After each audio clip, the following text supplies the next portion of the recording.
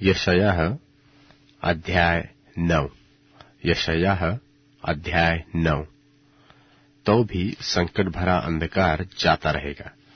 पहले तो उसने जबूलून और नप्ताली के देशों का अपमान किया, परंतु अंतिम दिनों में ताल की ओर यरदन के पार की अन्य जातियों के गालील को महिमा देगा।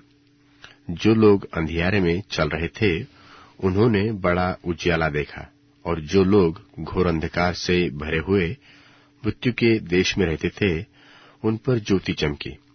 तूने जातियों को बढ़ाया, तूने उसको बहुत आनंद दिया। वह तेरे सामने कटनी के समय का सा आनंद करते हैं, और ऐसे मगन है जैसे लोग लूट बांटने के समय मगन रहते हैं। क्योंकि तूने उसकी गर्दन पर के भारी जुए और उसके बहंग के बास और उस पर अंधेर करने वाले की लाठी अर्थात इन सबों को ऐसा तोड़ दिया है जैसे मिद्यानियों के दिन में किया था।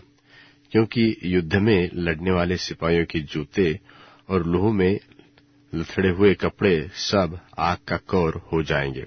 इसलिए हमारे लिए एक बालक उत्पन्न हुआ, और हमें एक पुत्र दिया गया है, और प्रभुता उसके कांधे पर होगी, और उसका नाम अद्भुत और युक्ति करने वाला और पराक्रमी परमेश्वर और अनंत काल का पिता और शांति का राजकुमार रखा जाएगा।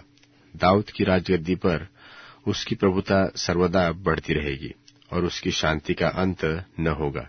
इसलिए वह उसको इस समय से लेकर सर्वदा के लिए न्याय और धर्म के द्वारा स्थिर किए और संभाले रहेगा।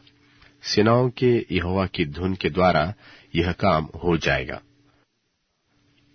प्रभु ने याकूब के पास एक संदेश कहला भेजा है, और वह इस्राएल पर प्रकट हुआ है, और सारी प्रजा को, एफ्रामियों और शोमरोन वासियों को मालूम हो जाएगा, जो गर्व और कठोरता से बोलते हैं कि ईंटें तो गिर गई है, परंतु हम गढ़े हुए पत्थरों से घर बनाएंगे। गुल्लर के वृक्ष तो कट गए हैं, परंतु हम उनकी संति देवदारों के काम लेंगे। इस कारण यहोवा उन पर रसीन के बैरियों को प्रबल करेगा, और उनके शत्रुओं को अर्थात पहले आराम को और तब पलिश्तियों को उभारेगा, और वे मुंह खोलकर इस्राएलियों को निगल लेंगे। इतने पर भी उसका क्रोध शांत नहीं हुआ, और उसका हाथ अब तक बढ़ा हुआ है। तो भी ये लोग अपने मारने वाले की ओर नहीं फिरे, और न सेनाओं के यहोवा के खोजी हुए। इस कारण यहोवा इस्राएल में से सिर और पूंछ को, खजूर की डालियों और सरकंडे को एक ही दिन काट डालेगा। पुरनिया और प्रतिष्ठित पुरुष तो सिर है, और झूठी बातें सिखाने वाला नबी पूंछ है। क्योंकि जो इन लोगों की अगुवाई करते हैं वे इनको भटका देते हैं, और जिनकी अगुवाई होती है वे नाश हो जाते हैं। इस कारण प्रभु न तो इनके जवानों से प्रसन्न होगा, और न इनके अनाथ बालकों और विधवाओं पर दया करेगा। क्योंकि हरेक भक्तिहीन और कुकर्मी है, और हरेक के मुंह से फुहर बात निकलती है। इतने पर भी उसका क्रोध शांत नहीं हुआ, और उसका हाथ अब तक बढ़ा हुआ है।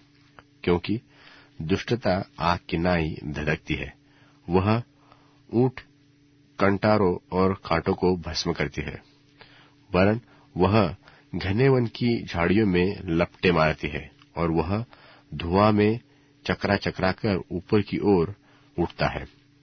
सेनाओं के यहोवा के रोष के मारे यह देश जलाया गया है, और ये लोग आग की जलावन के समान है।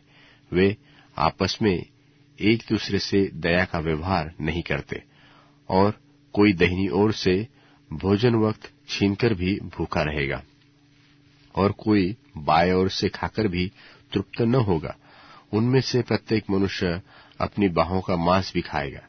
मनुष्य एप्रैम और एप्रैम मनुष्य को खा डालेगा, और वे दोनों मिलकर यहूदा के विरुद्ध होंगे। इतने पर भी उसका क्रोध शांत नहीं हुआ, और उसका हाथ अब तक बढ़ा हुआ है।